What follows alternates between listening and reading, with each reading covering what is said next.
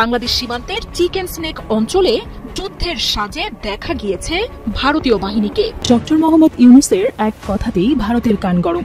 এই যে সীমান্তবর্তী এলাকায় সুযোগ পাইলেই ভারত বাম হাত ঢুকাইতো এতদিন, সেখানে এখন বাম হাত না, পুরো বডি ঢুকানোর চেষ্টা করছে। একজন দুজন না, 751 জন ভারতীয় নাগরিক, এবং কি এখানে বলা হয়েছে যে এরা বাংলাদেশেরও, কেউ বলছে এরা রোহিঙ্গাও, কেউ বলছে এদের গুজরাটের জনগণও। মানে একটা অস্থির অবস্থা, যে সুযোগ পাইলেই বাংলাদেশে পুশিং করার একটা চেষ্টা চলছে ভারত সরকারের, তাও রাতের আধারে। ভারতের হামলায় পাকিস্তান একেবারে ছাড়খাড়, আর পাকিস্তানের বন্ধু দুই দেশ চীন বাংলাদেশ কান্নাকাটি করছে। বড্ড বেশি লাফালাফি করছে বাংলাদেশ, এবার বোধহয় তাদেরও শিক্ষা দেওয়ার সময় চলে এসেছে। কথায় আছে পাগলের সুখ মনে মনে। এই উপমহাদেশে ভারত বন্ধু হারিয়ে এখন উম্মাদ পাগলে পরিণত হয়েছে। নরেন্দ্র মোদীর বৈদেশিক নীতির ফলে পাকিস্তানের পর চীনও এখন ভারতের জানের দুশ্মনে পরিণত হয়েছে। বিগত স্বৈরাচার সরকারকে অবৈধভাবে ক্ষমতায় টিকিয়ে রেখে এতদিন বন্ধুত্বের নামে দাস করে রেখেছিল ভারত। গণ অভ্যুত্থানের পর ভারতকে সমমর্যাদার ভিত্তিতে প্রধান উপদেষ্টা ডক্টর মোহাম্মদ ইউনূস বন্ধুত্বের প্রস্তাব দিলেও মোদী সরকার সিদ্ধান্ত নেয় বাংলাদেশকে দুশ্মন বানাবে। আগ বাড়িয়ে দুশ্মনী করলেও এবার বাংলাদেশের দুশ্মনী সহ্য করতে পারছে না ভারত। পাকিস্তানের গণধোলাই খেয়েও শিক্ষা হয়নি ভারতের, এবার বাংলাদেশ ও চীনের গণধোলাই খেতে যাচ্ছে। মোদি হটাও ভারত বাঁচাও এমন স্লোগানে উত্তাল ভারত। মোদি আর তার দল বিজেপির ওপর চড়াও হয়েছেন এবার দেশটির হিন্দু ধর্মাবলম্বী জনসাধারণ। এমনকি বিজেপির অনেক নেতাকর্মীও এখন মোদি হটাও আন্দোলনের নেতৃত্ব দিচ্ছেন। কাশ্মীরের পর এবার উত্তপ্ত ভারতের আরেক রাজ্য। আসসালামু আলাইকুম প্রিয় দর্শক শ্রোতা, নতুন একটা ভিডিওতে জানাচ্ছি আপনাদের স্বাগতম। এইমাত্র পাওয়া তাজা এবং গরম খবর। আজকের এই ভিডিওতে আপনারা দেখতে পাচ্ছেন বর্তমান প্রেক্ষাপটের আলোচিত এবং সমালোচিত সকল খবরগুলোই। আজকের এই ভিডিওটি খুবই গুরুত্বপূর্ণ এবং চাঞ্চল্যকর হতে চলেছে। আপনারা ইতিমধ্যে ভিডিওর অংশ বেশি দেখে বুঝে গেছেন কেমন হবে আজকের এই ভিডিওটি। আশা রাখবো সম্পূর্ণ ভিডিওটি দেখে যাবেন, একটু স্কিপ করবেন না। আজকের এই ভিডিওটি সম্পূর্ণ দেখলে অনেক কিছু জানতে পারবেন এবং বুঝতে পারবেন। আমি বেশি কথা বাড়াতে চাচ্ছি না, সরাসরি আপনাদের বিস্তারিত ভিডিওতে নিয়ে যাব। তার আগে একটা রিকোয়েস্ট করবো, যারা এরকম ভিডিও দেখতে পছন্দ করেন এই চ্যানেল সাবস্ক্রাইব করে পাশে থাকা বেল আইকনে বাজিয়ে রাখবেন। ইতিমধ্যে যারা এই চ্যানেল সাবস্ক্রাইব করে দিয়েছেন তাদের জানাচ্ছি অসংখ্য ধন্যবাদ। চলুন এই ভিডিওতে লাইক করে দিয়ে আমরা বিস্তারিত ভিডিওগুলো মোবাইলের স্ক্রিন থেকে ধারাবাহিকভাবে একের পর এক দেখে আসি। না, এটি পাকিস্তানের সাথে ভারতের যুদ্ধের কোনো দৃশ্য নয়। কাঁধে ক্ষেপণাস্ত্র লঞ্চার নিয়ে ছুটছেন যোদ্ধারা, এগিয়ে চলেছে ট্যাঙ্কও, রয়েছে মিসাইল সহ অত্যাধুনিক প্রযুক্তির সব অস্ত্র। বাংলাদেশ সীমান্তের চিকেন স্নেক অঞ্চলে যুদ্ধের সাজে দেখা গিয়েছে ভারতীয় বাহিনীকে। পাকিস্তানের সাথে সংঘাত আর চীনের সাথে উত্তেজনার মধ্যেই এবার চিকেন স্নেক এলাকায় সাম্প্রতিককালের সবচেয়ে বড় যুদ্ধ মহড়া চালিয়েছে ভারত। তিস্তা প্রহার নামের এই মহড়ার ছবি ও ভিডিও প্রকাশ করেছে ভারতীয় বাহিনীর ত্রিশক্তি কর্পস।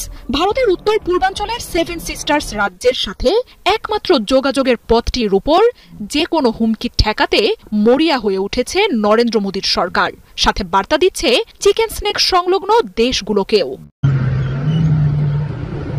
উত্তরবঙ্গ ও সিকিম সেক্টরের সব বাহিনী অংশগ্রহণ করে এই মহড়ায়। পদাতিক বাহিনী ছাড়াও artillery, armoured core, mechanised infantry, প্যারা special forces, army aviation, engineers and signals বাহিনীকে মোতায়েন করা হয় যুদ্ধের অনুশীলনে। ভারতীয় গণমাধ্যমগুলো বলছে, গেল সপ্তাহের এই মহড়ায় নেক্সট জেনারেশন অস্ত্রের ব্যবহারও করেছে সেনাবাহিনী। উত্তরবঙ্গের সাম্প্রতিককালের সব থেকে বড় সামরিক মহড়াও বলা হচ্ছে তিস্তা প্রহারকে। যুদ্ধের মহড়া হল তিস্তা ফিল্ড ফায়ারিং রেঞ্জে অত্যাধুনিক অস্ত্র ব্যবহারের কৌশল, যুদ্ধকালীন সময়ে পরিকল্পনা মাফিক আক্রমণ, সবকিছুই ঝালাই করেছে ভারতীয় বাহিনীর সদস্যরা। লক্ষ্যবস্তু টার্গেট করে চলেছে ফায়ারিং। নদীপথে দ্রুত ছুটে আসছে ভারতীয় বাহিনীর যুদ্ধযান। চিকেন স্নেকে এভাবেই সর্বাত্মক যুদ্ধের মহড়া চালায় ভারত, যাতে অংশ নেয় স্পেশাল ফোর্সও, ছিল আকাশ প্রতিরক্ষা বাহিনীও। 3 দিনের মহড়ায় প্রতিকূল পরিবেশ ও আবহাওয়ার মধ্যেও দ্রুত অপারেশন সম্পন্নে প্রস্তুত করা হয় সেনাদের। যুদ্ধক্ষেত্রে বাহিনীর শতভাগ কার্যদক্ষতা ও প্রযুক্তিগত ব্যবহার নিশ্চিতের পাশাপাশি সব বাহিনীর সমন্বয়ের অনুশীলনও উঠে আসে এই মহড়ায়। ভারতীয় সেনাবাহিনীর ইস্টার্ন কমান্ডের তরফে প্রেস বার্তায় দাবি করা হয়েছে, যে কোনো যুদ্ধ পরিস্থিতি মোকাবিলায় এখন ভারতীয় বাহিনী শতভাগ প্রস্তুত। উত্তর পূর্বাঞ্চলের শিলিগুড়ি করিডোরের মাধ্যমে ভারতের মূল ভূখণ্ডের সাথে জুড়ে রয়েছে দেশটির 7টি রাজ্য। 22 কিলোমিটার দৈর্ঘ্যের এই করিডোরটি কোনো কারণে হাতছাড়া হয়ে গেলে সেভেন সিস্টার্সের 7টি রাজ্যই ভারত থেকে বিচ্ছিন্ন হয়ে পড়বে। শিলিগুড়ি করিডোর বা চিকেন স্নেক নামের এই অঞ্চলটির কাছেই রয়েছে বাংলাদেশ, নেপাল, ভুটান, চীনের মতো বেশ কিছু দেশের উপস্থিতি। আর তাই ভারতের সবচেয়ে ভঙ্গুর অংশ বলা হয় এই চিকেন স্নেককে। অপারেশন সিঁদুরের পর থেকেই গোটা ভারত রয়েছে যুদ্ধের আবহে। কাশ্মীর সীমান্তে পাকিস্তানের সাথে আবার যে কোনো সময় যে লড়াই শুরু হতে পারে সেই নিয়ে শঙ্কা বাড়ছে। এমনকি অরুণাচল প্রদেশে চীনের তৎপরতা বাড়ার কথাও জানাচ্ছে গণমাধ্যমগুলো। এমন পরিস্থিতিতে ভারতের ভীতি বাড়ছে চিকেন স্নেক ঘিরে। সেভেন সিস্টার্স রাজ্যগুলোতে চীন, মিয়ানমারের মতো দেশগুলোর প্রভাব নিয়ে বেশ শঙ্কিত ভারত সরকার। তবে বিশ্লেষকরা বলছেন এই মহড়া ভারতীয় বাহিনীর কোনো রুটিন অনুশীলন নয়, বরং এর মাধ্যমে বাংলাদেশ সহ চিকেন স্নেকের আশেপাশের দেশগুলোকে যেন বার্তাই দিয়ে রাখতে চাইছেন নরেন্দ্র মোদী। অঞ্চলটিকে ঘিরে পুরোদমে প্রস্তুত রাখছেন সব বাহিনীকে। মোদি হটাও ভারত বাঁচাও এমন স্লোগানে উত্তাল ভারত। মোদি আর তার দল বিজেপির ওপর চড়াও হয়েছেন এবার দেশটির হিন্দু ধর্মাবলম্বী জনসাধারণ। এমনকি বিজেপির অনেক নেতাকর্মীও এখন মোদি হটাও আন্দোলনের নেতৃত্ব দিচ্ছেন। নিজ দেশের অর্থনীতির টালমাটাল অবস্থায় পার্শ্ববর্তী দেশগুলোর সাথে সম্পর্ক খারাপ করা আর যুদ্ধে জড়ানোর ফলে খেপেছেন ভারতীয় সাধারণ নাগরিকরা। দেশের প্রথম সারির একটি গণমাধ্যমের প্রতিবেদনে উঠে এসেছে, কাশ্মীর হামলাকে কেন্দ্র করে 260 জন মুসলমানের লাশ চাওয়া বিজেপি নেতা শুভেন্দু অধিকারী আর পশ্চিমবঙ্গের ইসলামোফোবিয়া ছড়ানো টেলিভিশন রিপাবলিক বাংলার মলম বিক্রেতা খ্যাত সাংবাদিক ময়ূক রঞ্জন ঘোষকে খুঁজে পাওয়া যাচ্ছে না সমগ্র পশ্চিমবঙ্গ জুড়ে। এরই মধ্যে জনতার হাতে মার খেয়ে তারা পালিয়েছেন বলে শোনা যাচ্ছে বিভিন্ন সূত্রে। প্রতিবেদনে আরো উঠে এসেছে, বাংলাদেশিদের কাছে মলম বিক্রেতা উপাধি পাওয়া ময়ূক রঞ্জনকে রীতিমতো গণধোলা দিয়ে কলকাতা ছাড়া করেছেন সে দেশের হিন্দু নাগরিকরাই। সমগ্র ভারত জুড়ে হিন্দু মুসলিম দাঙ্গা বাঁধানোর পায়তারা করছিল ময়ূক আর শুভেন্দু অধিকারী। শুধু কি তাই, বাংলাদেশে কোনো পণ্য আসতে দেবেন না বলে ঘোষণা দিয়েছিলেন বিজেপির এই নেতা। এমনকি বাংলাদেশের রোগীদের ভারতে না গিয়ে পাকিস্তানে গিয়ে চিকিৎসা নেওয়ার পরামর্শও দেন তিনি। এসবের পর বাংলাদেশিদের ভারতে যাওয়া বন্ধ হয়ে গেলে বিপাকে পড়ে এখন না খেয়ে মরার দশা পশ্চিমবঙ্গের ব্যবসায়ীদের। এদিকে কলকাতার সব ব্যবসায়ীরা এবার একজোট হয়ে হামলে পড়েছে মুসলমানদের 260টি লাশ চাওয়া শুভেন্দুর ওপর। আর মলম বিক্রেতা সাংবাদিক ময়ূক রঞ্জন তো বাংলাদেশের পট পরিবর্তনের পর থেকেই প্রোপাগান্ডা ছড়ানোতে ব্যস্ত ছিল। বাংলাদেশ নিয়ে কটাক্ষ না করলে আর আবল তাবল সব মিথ্যে না ছড়ালে তার যেন চলেই না। জানা যায়, পাকিস্তানের সাথে যুদ্ধ বাঁধাতে ময়ূক আর শুভেন্দুর উস্কানির জন্য তাদের ওপর খেপেছে সাধারণ আমজনতা। এক পর্যায়ে তাদের গণধোলা দিয়ে এলাকা ছাড়া করেন ভারতীয় নাগরিকরা। ভারতের হামলায় পাকিস্তান একেবারে ছাড়খাড়, আর পাকিস্তানের বন্ধু দুই দেশ চীন, বাংলাদেশ কান্নাকাটি করছে। বড্ড বেশি লাফালাফি করছে বাংলাদেশ। এবার বোধহয় তাদেরও শিক্ষা দেওয়ার সময় চলে এসেছে। কথায় আছে, পাগলের সুখ মনে মনে। এই উপমহাদেশে ভারত বন্ধু হারিয়ে এখন উম্মাদ পাগলে পরিণত হয়েছে। নরেন্দ্র মোদীর বৈদেশিক নীতির ফলে পাকিস্তানের পর চীনও এখন ভারতের জানের দুশ্মনে পরিণত হয়েছে। বিগত স্বৈরাচার সরকারকে অবৈধভাবে ক্ষমতায় টিকিয়ে রেখে এতদিন বন্ধুত্বের নামে দাস করে রেখেছিল ভারত। গণ অভ্যুত্থানের পর ভারতকে সমমর্যাদার ভিত্তিতে প্রধান উপদেষ্টা ডক্টর মোহাম্মদ ইউনূস বন্ধুত্বের প্রস্তাব দিলেও মোদী সরকার সিদ্ধান্ত নেয় বাংলাদেশকে দুশ্মন বানাবে। আগ বাড়িয়ে দুশ্মনী করলেও এবার বাংলাদেশের দুশ্মনী সহ্য করতে পারছে না ভারত। পাকিস্তানের গণধোলাই খেয়েও শিক্ষা হয়নি ভারতের, এবার বাংলাদেশ ও চীনের গণধোলাই খেতে যাচ্ছে। সম্প্রতি চীন অরুণাচল প্রদেশকে নিজেদের দাবি করে মানচিত্র প্রকাশ করে। একই সময়ে বাংলাদেশের অন্তর্বর্তী সরকারের প্রধান উপদেষ্টা ডক্টর মোহাম্মদ ইউনূসও সেভেন সিস্টার্স এবং নেপাল ও ভুটানকে নিয়ে একটা অর্থনৈতিক মডেল তৈরির ঘোষণা করেন। এতে যেন দুই চোখে সর্ষে ফুল দেখছে ভারত। বাংলাদেশ ও চীন মিলে ভারতের উত্তর পূর্বের রাজ্যগুলো তাদের চোখের সামনেই ভাগবাটোয়ারা করে নিচ্ছে। এ নিয়ে কি বলছে পশ্চিমবাংলার মিডিয়া, আসুন তা দেখি।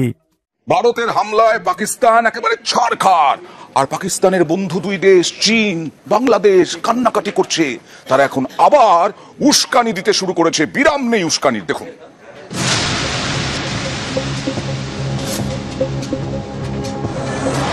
ভারতের প্রত্যাঘাতে বুক থুবড়ে পড়েছে পাকিস্তান। এতে বোধ হয় পাকিস্তানের দুই বন্ধু চীন, বাংলাদেশের চোখে জল। এই দুই দেশই ভারতের বিরুদ্ধে ঘোঁট পাকাতে শুরু করেছে। ভারতের উত্তর পূর্বে 7টি রাজ্য, অসম, ত্রিপুরা, মণিপুর, মিজোরাম, মেঘালয়, অরুণাচল প্রদেশ, নাগাল্যান্ড। এই 7 রাজ্য নিয়ে সেভেন সিস্টার্স। বরাবরই ভারতের 7 সিস্টার্সের নজর চীনের। বাংলাদেশে পালাবদলের পর এখন তারা গলায় শিরা ফুলিয়ে চেঁচাচ্ছে। যেই ভারত পাকিস্তানের সঙ্গে সামরিক বিরোধী হয়েছে অমনি নেমে পড়েছে আসরে। সম্প্রতি নেপালে গিয়ে বৈঠক করেন বাংলাদেশের উপদেষ্টা সরকারের প্রধান মোহাম্মদ ইউনুস। এরপরে বুধবার তাঁর দপ্তরের সোশ্যাল মিডিয়ায় পোস্টে লেখা হয়েছে, বাংলাদেশ, নেপাল, ভুটান এবং 7 সিস্টার্সের জন্য একটি সমন্বিত অর্থনৈতিক পরিকল্পনা থাকা উচিত। বাংলাদেশে উপদেষ্টা সরকার আসার পর থেকেই তারা নানা বিষয়ে সুর চড়াচ্ছে। সবকিছুতেই এখন ভারত বিদ্বেষ। যে দেশের হাত ধরে জন্ম তাদের বিরুদ্ধে এখন নানা কথা। পেহেলগাঁওয়ে পাক জঙ্গিরা হত্যালীলা চালানোর পরেও পাকিস্তানের পাশে দাঁড়ান বাংলাদেশের অনেকেই। সেদেশের অবসরপ্রাপ্ত major general ALM Fazlur Rahman 1 মে সোশ্যাল মিডিয়ায় তিনি লেখেন, ভারত পাকিস্তানে আক্রমণ করলে বাংলাদেশের উচিত উত্তর পূর্ব ভারতের 7 রাজ্য দখল করে নেওয়া। এ নিয়ে চীনের সঙ্গে যৌথ সামরিক ব্যবস্থা নিয়ে আলোচনা শুরু করা প্রয়োজন। এবার উপদেষ্টা সরকারের প্রধান মোহাম্মদ ইউনুসের দপ্তরের দাবি, বাংলাদেশ, নেপাল, ভুটান এবং 7 সিস্টার্সের জন্য একটি সমন্বিত অর্থনৈতিক পরিকল্পনা থাকা উচিত। এসব দেখে অনেকে বলছেন বড্ড বেশি লাফালাফি করছে বাংলাদেশ। এবার বোধহয় তাদেরও শিক্ষা দেওয়ার সময় চলে এসেছে। বাংলাদেশ বা যে কোনো কান্ট্রি হোক, তারা কি ভুলে গেছে কদিন আগে পাকিস্তানের কি হাল হলো? Don't take India's decency for granted. তুমি গ্রান্টেড নিচ্ছ, তারপরে তুমি মার খাবে। এই মার তখন তুমি বুঝতে পারবে না কোন দিকে আমি যাই। তোমরা সবাই US এর কাছে দৌড়াও, তারপরে সিজ ফায়ার করাও, কিন্তু এইগুলো কিন্তু হবে না। মাওলানা ভাসানীর স্বপ্নের অবিভক্ত বাংলাদেশ গঠন এখন সময়ের ব্যাপার। ভারত তাদের ঘাড়তারামি স্বভাবের কারণে এক এক করে সব বন্ধু দেশকেই হারাচ্ছে। নেপাল থেকে শুরু করে মালদ্বীপ আজকেও ভারতের পাশে নেই। ভারতীয়রা প্রায় বলে থাকে ধর্মের কারণেই নাকি বাংলাদেশের মানুষ ভারতকে ঘৃণা করে, অথচ তাদের আপন ভাই নেপালিরাও ভারতীয়দের আগ্রাসনে বিরক্ত। আজ প্রতিবেশী একটি দেশও ভারতের পাশে নেই। অনেক ভারতীয় হয়তো বলতে পারেন আমাদের ইসরায়েল, আমেরিকার মতো বন্ধু দেশ আছে। বাস্তবতা হচ্ছে ভারতের বিপদে হাজার হাজার কিলোমিটার দূরের এই দেশগুলো পাশে দাঁড়াবে না। চীন, পাকিস্তান এবং বাংলাদেশ এক হয়ে ভারতীয় আগ্রাসন বিরোধী নতুন জোট গঠন করেছে। যদি আপনিও সমর্থন করেন এই জোটকে, তাহলে কমেন্ট বক্সে ইয়েস লিখে জানিয়ে দিন আমাদের। সেই সাথে ভিডিও শেয়ার করে দেখার সুযোগ করে দিন আপনার বন্ধুদের। ভারতের সরকারের বিভিন্ন রকম অ্যাক্টিভিটিজের জন্য বাংলাদেশের মানুষ বিশ্বাস করেন দিনে দিনে ভারতের প্রতি আসলে মন নষ্ট হয়ে গেছে। এমনকি এই যে সিচুয়েশনটা, ভারত বিরোধী একটা মনোভাব, পাকিস্তানকে ভালোবাসে এই মনোভাব তৈরি হচ্ছে না। যারা পাকিস্তান প্রেমী এক গ্রুপ আছে, এদের হিসাব আলাদা, বাট আমজনতা যারা পাকিস্তান বোঝে না, ভারতও বোঝে না, কিন্তু শুকনা কারণে ভারতের উপর মানুষের গোসা রাগ তৈরি হচ্ছে। কেন হচ্ছে দেখেন, এই যে সীমান্তবর্তী এলাকায় সুযোগ পাইলেই ভারত বাম হাত ঢুকাইতো এতদিন, সেখানে এখন বাম হাত না, পুরো বডি ঢুকানোর চেষ্টা করছে। একজন দুজন না, 751 জন ভারতীয় নাগরিক। এমনকি এখানে বলা হয়েছে যে এরা বাংলাদেশেরও, কেউ বলছে এরা রোহিঙ্গাও, কেউ বলছে এদের গুজরাটের জনগণও। মানে একটা অস্থির অবস্থা, যে সুযোগ পাইলেই বাংলাদেশে পুশিন করার একটা চেষ্টা চলছে ভারত সরকারের, তাও রাতের আধারে। এমনই এক ঘটনা গতকালকে ব্রাহ্মণবাড়িয়ার বিজয়নগর উপজেলা সীমান্ত দিয়ে গভীর রাতে 751 জনকে পুশিন করার চেষ্টা করেছে ভারতীয় সীমান্তরক্ষী বাহিনী BSF। অন্ধকারের যুদ্ধ চলেছে ভারত এবং বাংলাদেশের মধ্যে। তবে সেখানে বাংলাদেশের সীমান্তরক্ষী বাহিনী BGB এবং স্থানীয় জনতার কঠোর প্রতিরোধের মুখে BSF এর হার হয়েছে। তারা সেখান থেকে সরে গিয়েছে লেজ তুলে। এই ঘটনাকে কেন্দ্র করে রাতভর সীমান্তে উত্তেজনা বিরাজ করে। পরিস্থিতি খারাপ টের পেয়ে BSF সরে যাওয়ায় আর সেখানে খারাপ কোনো কিছু ঘটেনি। একাধিক সূত্র বলছে, আপনারা জানেন যে এই মুহূর্তে ভারতের কাশ্মীরের ঘটনার পর ভারতের সরকার বিভিন্ন জায়গায় বিভিন্ন অভিযান চালাচ্ছে। এর মধ্যে গুজরাট, ত্রিপুরা, রাজস্থানে অভিযানে প্রায় 751 জনকে আটক করেছে ভারতের সরকার। তাদের দাবি এরা হচ্ছে রোহিঙ্গা এবং বাংলাদেশের নাগরিক। আর এই কারণে এদেরকে রাতের আধারে সীমান্ত দিয়ে আইনা বেড়া ফাঁক কইরা, অথবা যেখানে বেড়া নাই ঠেলা দিয়ে ঢুকাইয়া এরা ধরেন সিল করে দিবে, আর এদিকে আসতে পারবে না, এরকম একটা চেষ্টা তারা চালাচ্ছে। গতকালকে দিবাগত রাত 3টার দিকে বিজয়নগর উপজেলার সিঙ্গারবিল ইউনিয়নের সীমান্ত দিয়ে এই 751 জনকে পুশিন করতে জড়ো হয়েছিল BSF। খবর পেয়ে সতর্ক অবস্থান নেয় আমাদের BGB। যোগ দেয় স্থানীয় লোকজন। মসজিদের মাইকে ঘোষণা দিয়ে সিঙ্গারবিল, বিষ্ণুপুর, তারপর হচ্ছে নলঘড়িয়া, মোরাশানি, নোয়াবাদী সীমান্তে শত শত লোক, বাংলাদেশের আমজনতা দেশীয় অস্ত্রশস্ত্র নিয়ে জড়ো হয় BGBর পাশে। অনেকে সামাজিক যোগাযোগ মাধ্যমেও আপনারা লাইভ দেখেছেন। এতে করে সীমান্তে শত শত হাজার হাজার লোক জড়ো হয়ে যায় মুহূর্তের মধ্যে, আর BSF ভয় পেয়ে যায়। আপনার স্থানীয় মেম্বার সাহেব বলছেন যে রাত 3টার দিকে BGBর মাধ্যমে খবর পেয়ে আমরা এলাকার মানুষকে নিয়ে সীমান্তে যাই, লোকজন জড়ো হলে BSF সেখান থেকে সরে যায়। এখন আমরা যদি দেখি যে এই মুহূর্তে আপনার ভারতের বিপরীতে আমাদের বিজেপির বক্তব্য 25 ব্যাটালিয়নের অধিনায়ক লেফটেন্যান্ট কর্নেল জব্বার তিনি বলছেন বিএসএফ পুশিং করবে, আমাদের কাছে তথ্য এসেছে এই অবস্থায় বিজেপি সতর্ক অবস্থান নেয়, এমনকি গ্রামবাসীও সীমান্তে আপনার জড়ো হয়। তো এই যে রাতের আধারের খেলা কেন, এই অন্ধকারের মধ্যে একটা মানে কি বলে যে আন্ধা যুদ্ধ আপনারা করতে চাচ্ছেন, ওয়াই? যদি এরা বাংলাদেশের নাগরিক হয়ে প্রমাণপত্র পান তাহলে এদেরকে গ্রেপ্তার করেন, আইনের মাধ্যমে এদেরকে বাংলাদেশে ব্যাক করবেন। কিন্তু রাতের আধারে সীমান্ত দিয়া কি ভারত থেকে সন্ত্রাসী গোষ্ঠী ঢুকা দিচ্ছেন বাংলাদেশকে অস্থিতিশীল করতে নাকি কি? আর এরকম ঘটনার পর কোন দেশের নাগরিক তার প্রতিবেশী দেশ সম্পর্কে পজিটিভ ধারণা রাখবে? ভারতের শিক্ষা হয় না এখনো, হবে আস্তে আস্তে। ভালো থাকুন। তো কয়েকদিনই সেনাবাহিনীকে নিয়ে নানা ধরনের আলোচনা বা এক ধরনের গুজবই চারদিকে ছড়িয়ে পড়ছিল। এই গুজব ইনফ্যাক্ট 5 আগস্টের পর থেকে একবার খুবই উঁচু মাত্রা পেয়েছিল। সাম্প্রতিক সময়ে এটা টু সাম এক্সটেন্ট বাড়ছে এবং কোনো না কোনো গুজব বা কোনো না কোনো রকম ঘটনা যে ঘটার প্রেক্ষাপট তৈরি হয়েছে। গতকাল আন্তঃবাহিনীর যে জনসংযোগ পরিদপ্তর আছে ISPR তাদের বিবৃতিতে এক ধরনের ধারণা পাওয়া যেতে পারে। আমরা এই প্রসঙ্গে কয়েকটা কথা বলবো এবং বিশেষ করে সেনাবাহিনী এবং আরও স্পেসিফিকলি বললে বর্তমান সেনাপ্রধানের বিরুদ্ধে দীর্ঘদিন থেকে একটা সিস্টেম্যাটিক প্রোপাগ্যান্ডা এবং তাকে পদ থেকে সরিয়ে ফেলার যে চেষ্টা আছে সেটা নিয়ে আমাদের একটু কথা বলা দরকার এবং বাংলাদেশের বর্তমান প্রেক্ষাপটে এই ভদ্রলোক দায়িত্বে থাকা আমাদের গণতান্ত্রিক ট্রান্সফরমেশনের জন্য কতটা গুরুত্বপূর্ণ সেটা নিশ্চয়ই আমরা বুঝতে পারি। আমি ISPR গতকাল একটা বিজ্ঞপ্তি দিয়ে জানিয়েছে তারা একটা নির্দিষ্ট এলাকা যেটা ক্যান্টনমেন্টের আশেপাশে, আমি একটু পড়ি। রোববার হতে পরবর্তী নির্দেশ না দেওয়া পর্যন্ত কচুক্ষেত সড়ক, বিজয় সরণি হতে প্রধান উপদেষ্টার কার্যালয় হয়ে শহীদ জাহাঙ্গীর গেট সংলগ্ন এলাকা, BF শাহিন কলেজ হতে মহাখালী ফ্লাইওভার সংলগ্ন এলাকা, সৈনিক ক্লাব মোড়, ভাসানটেক, মাটিকাটা, ECB চত্বর ও তৎসংলগ্ন এলাকায় সকল প্রকার সভা সমাবেশ, মিছিল, শোভাযাত্রা, বিক্ষোভ নিষিদ্ধ করা হলো। মানে আমরা বুঝতে পারছি বলা হচ্ছে সর্বসাধারণের স্বার্থে, কিন্তু আরেকটি বিজ্ঞপ্তি পাঠায় সেখানে আরেকটা তথ্য, এটা অনেক বেশি ইম্পর্টেন্ট এবং অ্যালার্মিংও। ইনফ্যাক্ট আমরা ধারণা করতে পারি এটারই রিয়াকশন হিসাবেই এটা হয়েছে। এখানে বলা হয়েছে নাশকতা ও বিশৃঙ্খল পরিস্থিতি সৃষ্টির অভিযোগে বাংলাদেশ সেনাবাহিনীর বরখাস্তকৃত সৈনিক নাইমুল ইসলাম ও তার 2 সহযোগীকে গ্রেফতার করেছে আইন শৃঙ্খলা রক্ষা বাহিনীর সদস্যরা। এখানে বলা হয়েছে ঢাকা সেনানিবাসের প্রবেশ পথে তারা বিক্ষোভ সমাবেশের নামে বড় ধরনের নাশকতা সৃষ্টির পরিকল্পনা করছিলেন এবং সোশ্যাল মিডিয়াতে উস্কানিমূলক প্রচারণা চালিয়ে যাচ্ছেন। এই নাইমুলকে নিয়ে ISPR তার বরখাস্ত করা হয়েছিল 5 আগস্টের পরে। কেন বরখাস্ত হয়েছিল তার কিছু পারিবারিক ইস্যুর কথা আছে, কিন্তু এখানে খুব গুরুত্বপূর্ণ একটা জায়গা আমরা খেয়াল করে বলা হচ্ছে এই ধরনের শৃঙ্খলা বহির্ভূত কর্মকাণ্ড থেকে নিবৃত্ত করতে সেনাবাহিনীর একটি প্রতিনিধি দল শনিবার দুপুর 2:30টায় ঢাকার খিলক্ষেত বটতলা বাজার এলাকায় নাইমুলের সাথে যোগাযোগের চেষ্টা করলে নাইমুল তার কিছু সহযোগী সহ উপস্থিত একজন সেনা সদস্যের ওপর দেশীয় অস্ত্র নিয়ে অতর্কিত হামলা চালায়। তাৎক্ষণিকভাবে তারা আশপাশ থেকে যারা আসে তারা এসে নাইমুলকে আটক করেছে, এরকম তথ্য দেওয়া হয়েছিল। প্রশ্নটা হচ্ছে সেনাবাহিনীকে নিয়ে গুজব আলোচনা, নানামুখী আলোচনা, নানামুখী আলাপ টালাপ নানা সময় ধরে চলছে এবং অন্তত ISPR এর এই স্টেটমেন্ট দিয়ে আমরা বুঝতে পারি যে সেনানিবাসকে কেন্দ্র করে সেই অঞ্চলে কোনো না কোনো ধরনের গোলযোগ তৈরির কোনো পরিকল্পনা এখানে ছিল, এটাকে আমরা এভাবেই দেখতে পারি। প্রশ্ন হচ্ছে গুজব বলি বা কিছু তথ্য আমাদের সামনে যা আছে সেটাকে আমরা কতটুকু গুরুত্ব দেব, দ্যাট ইজ ভেরি ইম্পর্টেন্ট। মানে 5 তারিখের পর থেকে আজ পর্যন্ত একটা জিনিস সিস্টেম্যাটিকলি হয়েছে, সেটা হচ্ছে সেনাপ্রধানকে বিব্রত করা, সেনাপ্রধানকে তার পদ থেকে সরানোর চেষ্টা। আমি একটু পরম্পরাগুলো যদি খুঁজে বের করি, শুরু থেকেই এই আলাপ অনেকেই করেছেন, খুবই গুরুত্বপূর্ণ ইনফ্লুয়েন্সাররা করেছেন যাদের অনেক প্রভাব আছেন, তারা বলার চেষ্টা করেছেন যে তিনি শেখ হাসিনার লোক, শেখ হাসিনার আত্মীয়, যে বাস্তবতা সরিয়ে রাখা হয়। শেষ পর্যন্ত তিনি শেখ হাসিনার পক্ষে গুলি করতে অস্বীকার করে আমাদের এই গণ অভ্যুত্থানকে আরও বেশি রক্তাক্ত হওয়া থেকে বাঁচিয়েছেন এবং উনি ওনার জীবনের ঝুঁকি নিয়েছেন, কারণ এই অভ্যুত্থান যদি বিফল হতো, তার কোর্ট মার্শাল হতো, তার মৃত্যুদণ্ড হতো। কিন্তু তাকে সেটার স্টিগমা দেওয়া হয়েছে। শুধু তাই না, তাদের হাতে 600 কতজন যেন বিভিন্ন পর্যায়ের লোকজন ছিল, তাদেরকে তারা জীবনের নিরাপত্তা দিয়েছিলেন, তারা এখন কোথায় আছে সেই প্রশ্ন তোলা হয়। এই প্রসঙ্গে আমি একটু বলে রাখি, সেনাবাহিনীর জায়গা থেকে আসলে এই ব্যাপারটা খানিকটা তাদের দিক থেকে ক্লিয়ার করা দরকার আছে।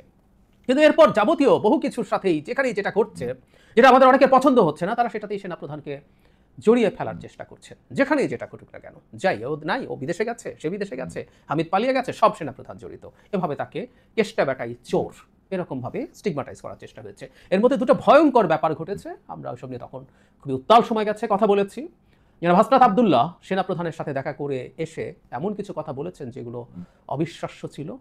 তাদের এই বক্তব্য নিয়ে তীব্র আলোচনা এবং সেটাকে ভিত্তি করে সেনাপ্রধানকে ভিলেইন বানানোর চেষ্টা করা হয়েছে, যেখানে রিফাইন্ড আওয়ামী লীগ ছাড়া নির্বাচন হতে পারবে না বলে নাকি তিনি বলেছেন। এর চাইতেও গর্হিত কাজ করেছেন আসিফ মাহমুদ সজীব ভুঁইয়া, তিনি সরকারের ক্যাবিনেটের একজন সদস্য হয়ে সেনাপ্রধান এবং প্রধান উপদেষ্টার মধ্যে বিভ্রান্তি, বিতর্ক, তাদের মধ্যকার সম্পর্ককে নষ্ট করার মতো বক্তব্য দিয়েছেন অত্যন্ত এক্সপ্লিসিট ভাষায়। আসিফ মাহমুদ সজীব ভুঁইয়া আসলে ক্ষমতায় থাকা, দায়িত্বে থাকার যোগ্যতা হারিয়েছিলেন সেদিনই, কিন্তু সরকার তাকে রেখে দিয়েছে। অনেক খেলা আছে, এজন্য আমরা বলছি খেলাগুলো থাকতেই পারে।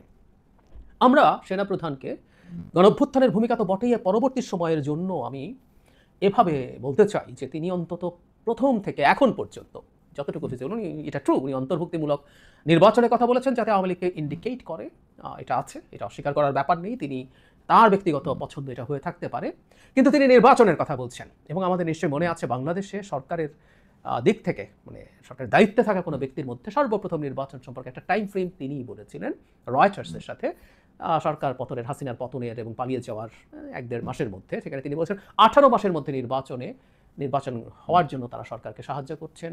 এরপর তিনি একটা বক্তৃতা করেন, যে বক্তৃতাটা নিয়ে অনেক সমালোচনা হয়েছে।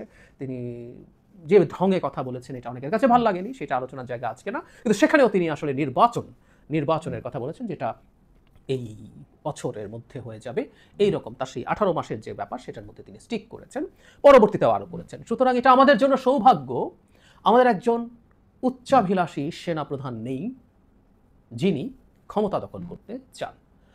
সত্যিকার অর্থে শেখ হাসিনার যখন পতন এবং পালিয়ে যাওয়ার মতো পরিস্থিতি হয়, তার আগেই এই মুহূর্তে দরকার সেনাবাহিনী সরকার স্লোগান হয়েছিল। আমি বোধ করি সেই সময় সেনাবাহিনী যদি ক্ষমতা নিয়ে নিত, এদেশের জনগণ সেটাই খুব একটা নাখোশ হতো না। আমরা এটার পক্ষে ছিলাম না, কিন্তু সাধারণ মানুষজন সেটাকেও একসেপ্ট করতো, শেখ হাসিনাকে খেয়ে দিয়ে যদি সেনাবাহিনী ক্ষমতা নিত। কিন্তু তিনি সেটা নেননি, এবং আবারও বলছি এটা আমাদের জন্য সৌভাগ্য যে তিনি নির্বাচন চান। কোনো ভোলেটাইল পরিস্থিতিতে কোনো রকম কোনো ঘোলা পানিতে মাছ শিকারের তার কোনো ইচ্ছে নেই। কিন্তু এটা সবচেয়ে জরুরি কথা, তাকে সরিয়ে ফেলার একটা সিস্টেম্যাটিক প্ল্যান আছে, চলছে, এবং যে গোষ্ঠীটা এটা করার চেষ্টা করছে সেই গোষ্ঠীর পক্ষ থেকে প্রকাশ্যে এই সরকারকে 5 বছর ক্ষমতায় রাখার আওয়াজ তোলা হয়েছে। সুতরাং তার চলে যাওয়ার সাথে এই সরকারের 5 বছরের থাকার সম্ভাবনা আছে, কারণ খুব অল্প সময়ের মধ্যে নির্বাচন হবে। এটা সরকারের হিসাব মতে ডক্টর ইউনূস যা বলেছেন সেটা সর্বোচ্চ সীমা আর 1 বছর, জুন যদি চিন্তা করি। আর আবহাওয়া বা সবকিছু বিবেচনা করলে এটা মিড অফ ফেব্রুয়ারির আগেই আসলে নির্বাচন হয়ে যাওয়ার কথা। সেই ক্ষেত্রে 6-7-8 মাস, নট মোর দেন দ্যাট। যিনি নির্বাচনটা চাইছেন এই সময়ের মধ্যে হতে হবে, সেই সময়ের মধ্যে যদি নির্বাচনটা না হওয়াতে হয়, একটা গুরুত্বপূর্ণ সেফগার্ড নির্বাচনের পক্ষে মিলিটারি চিফ না থাকলে তো ভালোই হয়। সুতরাং যে গোষ্ঠীটা তাকে সরাতে চায় সেই গোষ্ঠীটা ডক্টর ইউনূসকে 5 বছর রাখার কথা প্রকাশ্যে ঘোষণা করেছেন, একটা ফর্মুলা দিচ্ছেন। এবং এই কথাটাও বলে রাখা জরুরি, সাম্প্রতিক সময় একটা গুরুত্বপূর্ণ পদায়ন, রোহিঙ্গা বিষয়ক হাই রিপ্রেজেন্টেটিভকে ন্যাশনাল সিকিউরিটি অ্যাডভাইজার করা হয়েছে। শুধু না, তাকে ডিফেন্স মিনিস্ট্রি সামলানোরও দায়িত্ব দেওয়া হয়েছে, তিনি সাহায্য করবেন প্রতিরক্ষা মন্ত্রী, তার মানে আমাদের প্রধান উপদেষ্টাকে। অথচ একটা জিনিসকে আমরা খেয়াল করছি, জনাব খলিল এই দায়িত্ব পাওয়ার আগেই একজন নিরাপত্তা বিষয়ক বিশেষ সহকারী মন্ত্রীর পদমর্যাদায় ছিলেনই। তো ডক্টর ইউনূসকে কি তিনি যদি সাহায্য প্রয়োজন হয় তিনি সে সাহায্য করতে পারছিলেন না? সেখানে আবার এনাকে কেন আনা হলো? যে গোষ্ঠীটা সরকারকে 5 বছর রাখতে চায়, যে গোষ্ঠীটা জনাব ওয়াকারকে ক্ষমতা থেকে সরাতে চায়, আমাদের নিরাপত্তা উপদেষ্টার সাথে তাদের সুসম্পর্কের নানা প্রমাণ পাবলিকলি আছে। আমি জানি না, আমি সত্যিই জানি না, আমি জাস্ট কতগুলো তথ্য মতো দিলাম, এগুলো কোনো কিছু সিগনিফাই করে কিনা আমি নিশ্চিত নই, কিন্তু আমরা এই জিনিসগুলো একটু হিসাব করব, একটু প্ল্যানের মধ্যে রাখবো। আমরা একটা কথা মনে রাখবো, বাংলাদেশের সামনে যে সময়টা আসছে, আমরা অত্যন্ত ভোলেটাইল একটা সময়ের দিকে আগাচ্ছি। সরকার নানা দিকে নানাভাবে নানা পদক্ষেপ নেওয়ার চেষ্টা করছেন, যেগুলো এই সরকারের নেয়ার কথা না।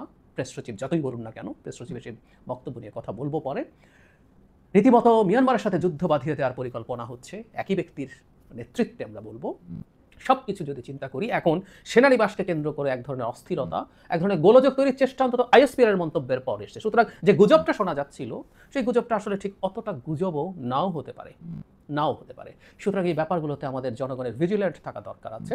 রাজনৈতিক দলগুলো যারা বাংলাদেশে গণতান্ত্রিক ট্রান্সফরমেশন চান, এটা তো ঠিক সবাই চায় না। কোনো কোনো দল আছে এই সরকার যতদিন ক্ষমতায় থাকবে তারা ডিফ্যাক্টো পাওয়ারে আছে, বহু জায়গায় পদায়ন তারা করতে পারেন, তাদের লোকজনকে বসাতে পারেন সচিবালয়, ভার্সিটির ভিসি থেকে শুরু করে স্বাস্থ্য ক্যাডারে বিভিন্ন জায়গায়।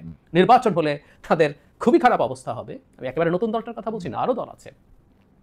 ফলে সেই নির্বাচনের পর তাদের আর এই দাপট থাকবে না। সুতরাং নির্বাচন পেছানোর সাথেও মুখে যাই বলুক না কেন অনেকের ভেস্টেড ইন্টারেস্ট আছে। সুতরাং যারা ট্রুলি নির্বাচন চান, গণতান্ত্রিক ট্রান্সফরমেশন চান, তাদের সবাইকে আসলে এই মুহূর্তে বাংলাদেশের সেনাবাহিনীর মধ্যে যা হচ্ছে, সেনাবাহিনী, বিশেষ করে সেনাবাহিনী প্রধান, আমি তাকে নিয়ে আবারও কথা বলেছি, এটা আমি ব্যক্তিগতভাবে মনে করি এটা আমাদের সৌভাগ্য, তার মতো একজন ব্যক্তি এই মুহূর্তে আমাদের সেনা প্রধানের দায়িত্বে আছেন এবং তার থাকাটা আমাদের জন্য জরুরি এবং তাকে সরিয়ে ফেলাটা আমাদের জন্য ডিজাস্টার হবে। আমি জানি না যা গুজব বা যা আমরা দেখছি এটা কতটুকু সঠিক, কিন্তু এটা স্টেক এতটা হাই আমাদের। প্রিয় দেশবাসী, শুরু থেকে শেষ পর্যন্ত যারা এই ভিডিওটি দেখেছেন সকলকে জানাই অসংখ্য ধন্যবাদ। যারা এরকম নিউজ ভিডিও পেতে পছন্দ করেন তারা অবশ্যই এই চ্যানেলটি সাবস্ক্রাইব করে পাশে থাকা বেল আইকনটি বাজিয়ে দিবেন। যারা এখন এই ভিডিওটি শেয়ার করেননি, এই ভিডিওটি দ্রুত শেয়ার করে সকলকে দেখার সুযোগ করে দিন। আজকের মতন এই পর্যন্ত, দেখা হচ্ছে পরবর্তী কোনো ভিডিও নিয়ে ইনশাল্লাহ।